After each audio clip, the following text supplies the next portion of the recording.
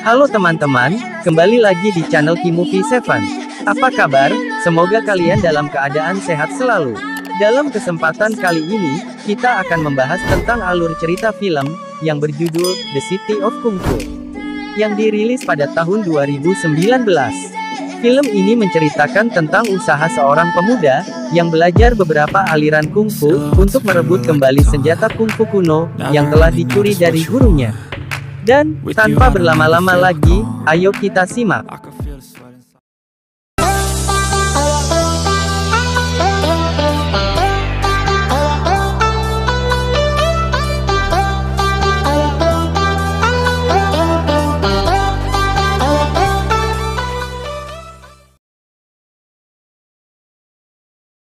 Film diawali dari sebuah kompleks jalan tua di kota Fu, yang memperlihatkan aksi dari beberapa pedagang, yang menggabungkan skill memasak mereka dengan jurus kungfu, untuk menarik pelanggan.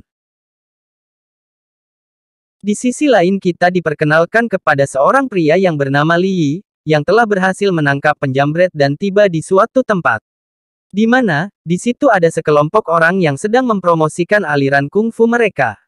Lalu, Li Yi dengan lantang mengatai mereka sebagai penipu. Dan kemudian ia ditegur oleh seorang wanita yang bernama Chen Xiao, yaitu seorang pemandu wisatawan di kota itu, sekaligus pacarnya Li Yi. Tak terima dengan perkataan Li Yi, sekelompok orang itu pun langsung menghajarnya.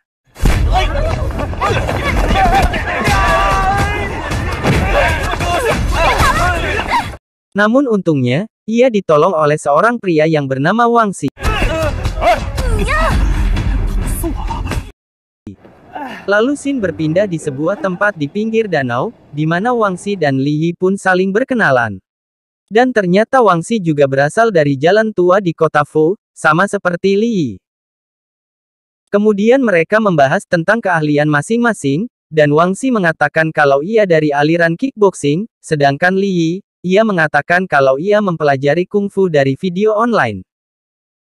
Lalu scene berpindah di sebuah kedai pangsit milik kakek Chen, yaitu kakek dari Chen Xiao. Di sini Li Yi mengatakan kepada kakek Chen, kalau ia telah bertemu dengan orang hebat yang menggunakan gaya bertarung kickboxing, untuk mengalahkan para penipu.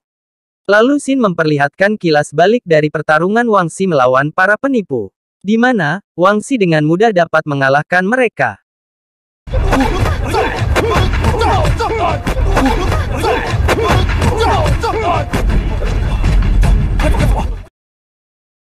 Setelah itu, mereka lari ke pinggir danau, agar tidak tertangkap oleh polisi karena dianggap melakukan perkelahian.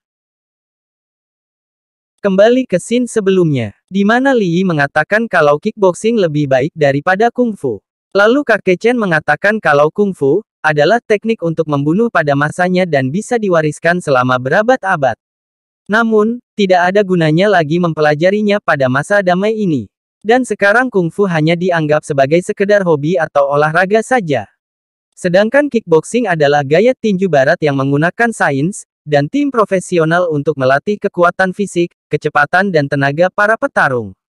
Namun sejatinya, kungfu setara dengan kickboxing. Keesokan harinya, saat Li Yi sedang latihan, ia tak sengaja bertemu lagi dengan Wang Xi, yang sedang memasang papan iklan yang bertuliskan pameran pertarungan kota Fu, dengan menampilkan senjata tajam.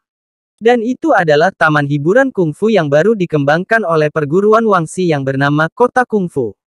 Kemudian, Wang Xi meminta Li Yi untuk datang ke perguruan klub tinjunya, untuk diperkenalkan kepada bosnya yang bernama Norris, yaitu mantan juara dunia kickboxing kelas ringan.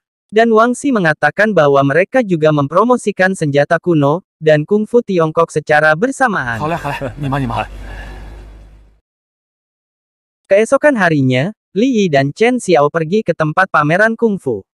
Di tengah pertunjukan, tiba-tiba, Wang Xi dan bosnya yang bernama Norris muncul, dan menantang seorang guru Tai Chi untuk bertarung. Namun guru Tai Chi itu malah dapat dikalahkan dengan mudah.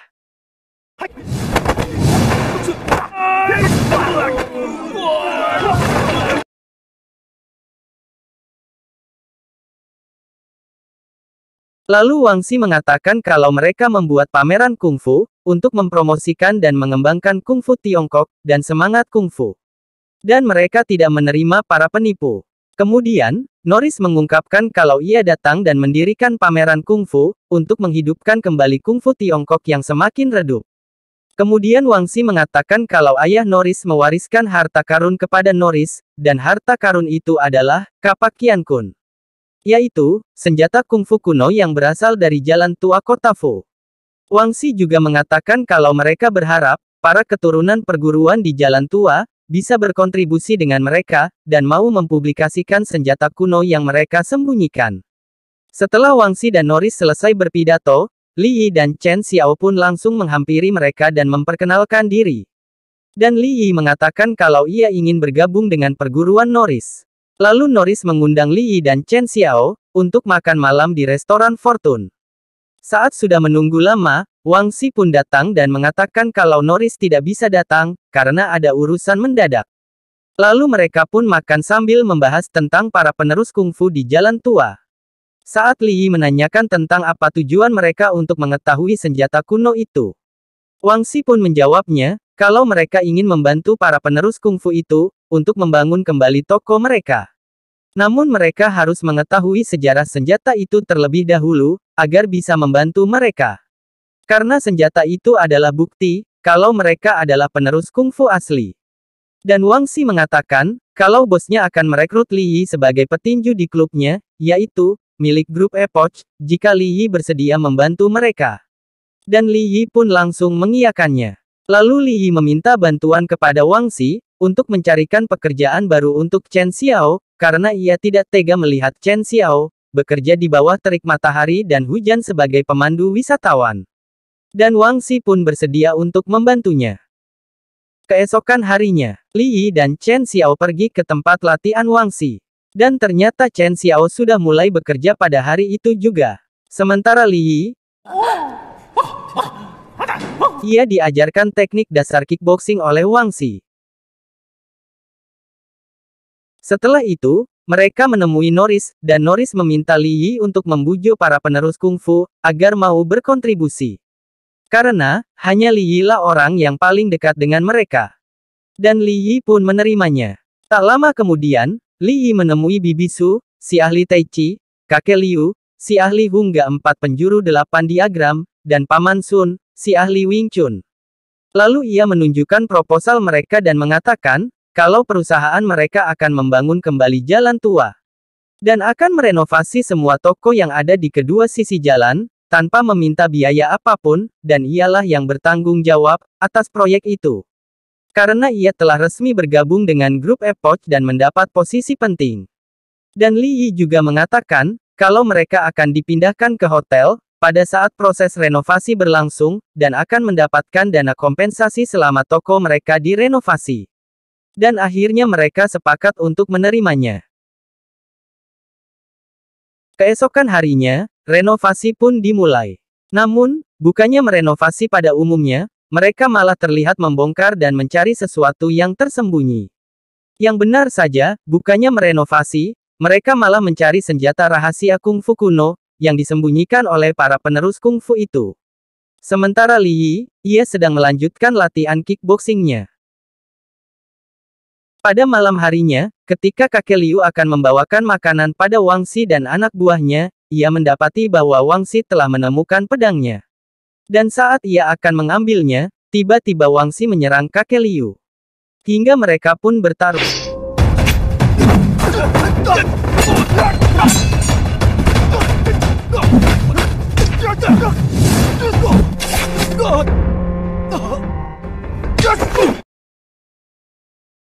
Xin pun berpindah di kediaman kakek Chen, dan di sana sudah ada Bibi Su, dan Paman Sun, yang datang untuk menjenguk kakek Liu.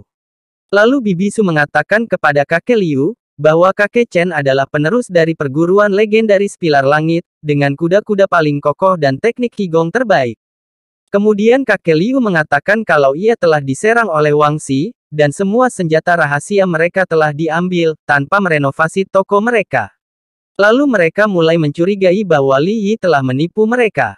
Dan kakek Chen juga mengatakan kalau cucunya Chen Xiao, juga telah bergabung dengan grup Epoch dan susah untuk dihubungi. Dan ia juga ragu kalau Li Yi akan berbuat demikian. Keesokan harinya, Li Yi menghampiri toko Bibi Su dan Paman Sun. Dan ia meyakinkan keduanya agar percaya padanya, karena ia telah diangkat sebagai manajer. Tak lama kemudian, Paman Sun menyerangnya dan mengatakan kalau ia adalah penipu, lalu Paman Sun mengatakan tentang kejadian yang menimpa kakek Liu. Dan Li Yi pun mengatakan, kalau ia telah memberitahukan senjata rahasia para penerus kungfu itu kepada Wang Xi. Karena, mereka mengatakan akan mempromosikan kungfu jalan tua, dan mau mencari penerus yang asli, dan ingin tahu banyak soal senjata itu. Dan ia tidak tahu apa-apa tentang semuanya ini. Namun, Paman Sun tidak percaya padanya, dan kemudian mengusirnya. Li Yi pun mendatangi Wang Xi di klubnya, dan langsung menyerangnya. Namun, ia tidak sepadan dengan Wang Xi, dan harus menerima kekalahan.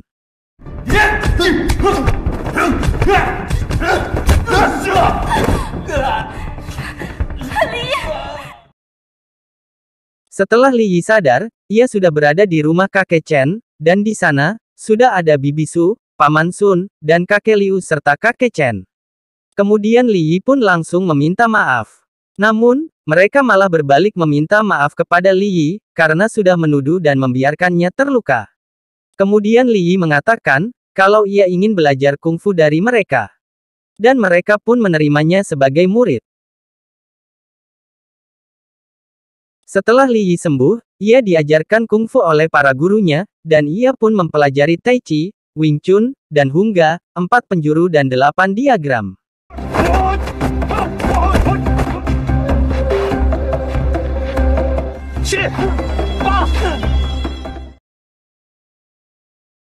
Xin pun berpindah di kedai pangsit kakek Chen. Di sini, Li Yi sedang menikmati pangsit buatan si kakek. Dan setelah Li Yi selesai makan, kakek Chen kemudian menunjukkan keahlian kungfu pilar langitnya.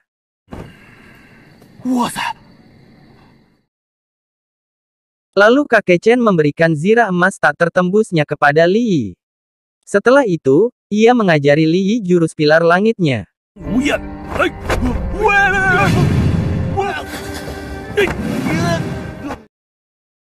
Setelah beberapa bulan berlatih, akhirnya Li Yi dapat menguasai semua jurus yang diajarkan oleh guru-gurunya.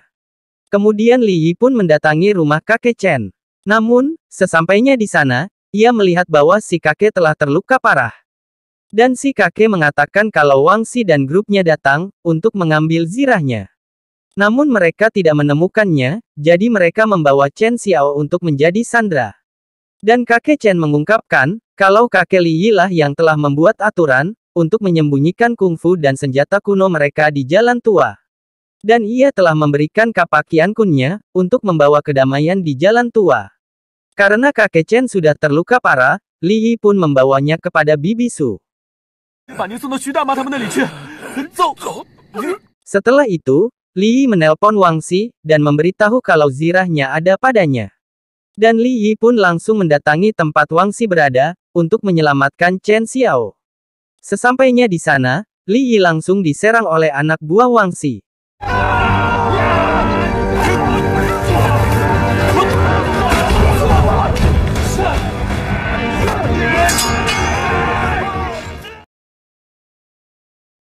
Tak lama kemudian, Wang Xi pun ikut turun tangan.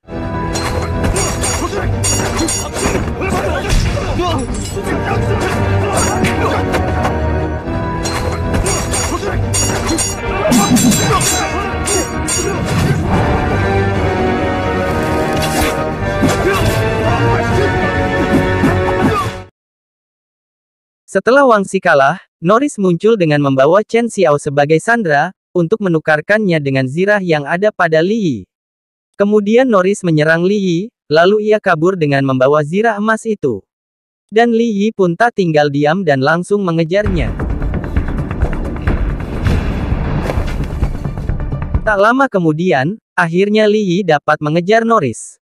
Dan Norris dengan sombongnya mengatakan, kalau mereka berdua memiliki perbedaan yang sangat jauh, dalam hal pengalaman.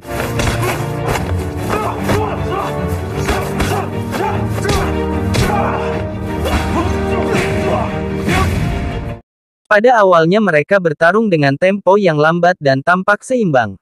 Hingga Li Yi menerima tendangan keras dari Norris, yang membuat ia mulai serius dengan serangannya, dan mengeluarkan jurus Wing Chun.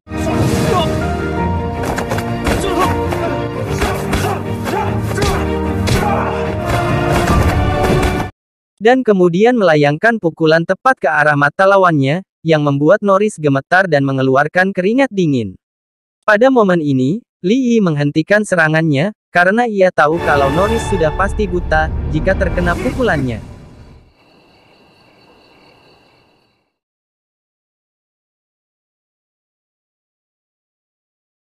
Setelah itu Norris pun mengakui kekalahannya, dan ia memuji kemampuan bela diri Li Yi. Lalu, Li Yi dengan bantuan Google Translate-nya, ia mengatakan, kalau tidak ada teknik bertarung yang baik atau buruk, karena semuanya itu tergantung pada seberapa keras, dan seberapa banyak latihan yang dijalani oleh seorang petarung itu. Setelah itu, Li Yi dengan sikap sportifnya. Ia memberi tanda hormat kepada Norris, lalu pergi dengan membawa zirah emas miliknya. Pada keesokan paginya, Li Yi dan Chen Xiao pun pulang dengan membawa semua senjata kungfu kuno itu. Dan, film pun tamat.